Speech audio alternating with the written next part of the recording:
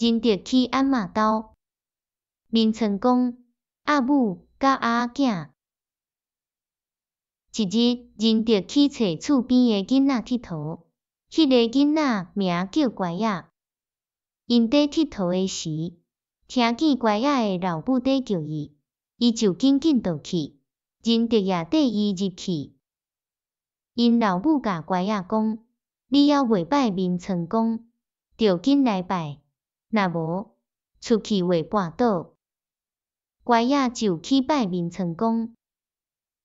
仁德倒去问鞍妈讲：鞍妈，你哪会无甲我拜眠床公，互我出去袂绊倒？鞍妈讲：公孙，遐个拢无影，查眠床要太话个人，你知治水达位之地，得照顾咱。仁德应讲：天父上帝。鞍妈讲：安尼着，咱着拜天父上帝。毋通拜别项。这个时阵，外口有人在叫：仁德啊，仁德啊，紧出来！治水在叫，是乖仔在叫，买面代，是叫仁德去看阿母甲阿囝。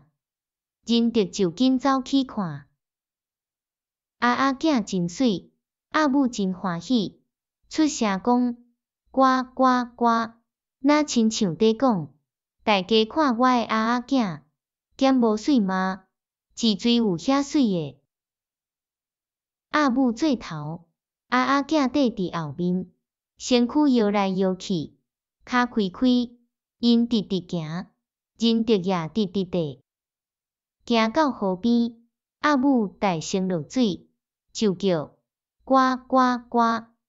阿囝看阿母浮伫水面，一面爱地，一面毋敢。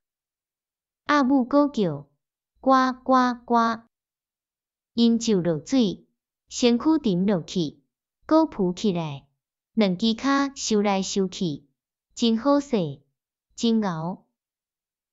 仁德毋捌看，目睭金金，忽然想伊也要落水，看袂收袂。伊就行到河边，一个无细字，煞来跋落水，衫裤拢澹去。加在河年的水无深。仁德哪好哪倒去厝，看到鞍妈，就讲：我跋落水啊！